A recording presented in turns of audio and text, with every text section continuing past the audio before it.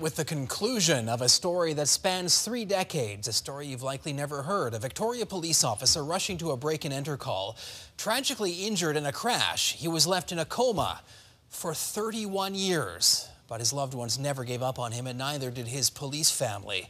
He died last night. CTV's Rob Buffum is live with more. Rob? Andrew, Constable Ian Jordan was a young family man with a wife and a toddler at home when he was critically injured in a crash with another Vic PD officer who was also his best friend. It is a heartbreaking scenario that spanned 3 decades.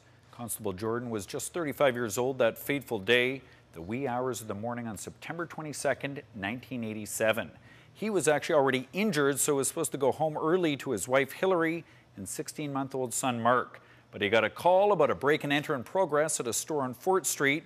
So instead of going home, he responded to that call. Another officer, his best friend, also responded, and that other police car crashed into Constable Jordan's cruiser at the corner of Douglas and Fisgard. Jordan suffered a serious head injury, and he has been in a coma ever since.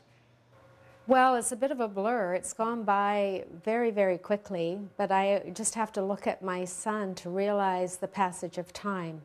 He'll be 32 in June. He was 16 months old when the accident happened. And after his mother passed in 2009, she had gone every day. I took up going every day. I'd gone maybe a few times a week up till that point, but I've been going every day. I can remember in the early days changing diapers in the hospital corridor.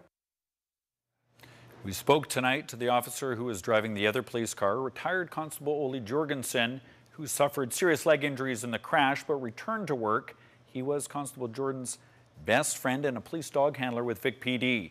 Here's a little bit of what he had to say. A roller coaster of emotions over the years, and we as much as you can expect that somebody something is going to try to prepare that somebody's going to pass away, you can't really prepare yourself. And today is a sad day for everybody that's involved.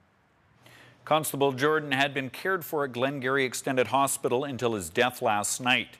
For the past 30 years, members of the Victoria Police regularly visited him there. Some say he was able to communicate with his eyes. In fact, for a period of time, a police scanner was kept beside his bed in the hopes that familiar voices would stimulate him.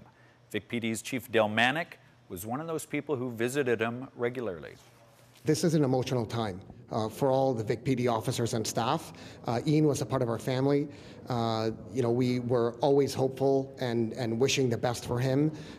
It's, again, no matter how long you prepare for somebody who's been in a coma for this period of time, that perhaps maybe the end is near at some point. But when it happens, it's a shock. Part of the legacy of this tragic crash includes the formation of the Critical Incident Stress Management Team, which was set up after the accident and exists today to help Vic PD officers and staff deal with the emotional toll of traumas. Interestingly, Constable Jordan's son Mark, who's now nearly 32, is a lawyer, something his father was also trained as before becoming a cop. So his son followed in the footsteps of a father that he never got to know. A police funeral with full honors for a death in the line of duty is expected once the wishes of Constable Jordan's family are determined. Andrew. Okay, incredible story. Rob, thank you very much.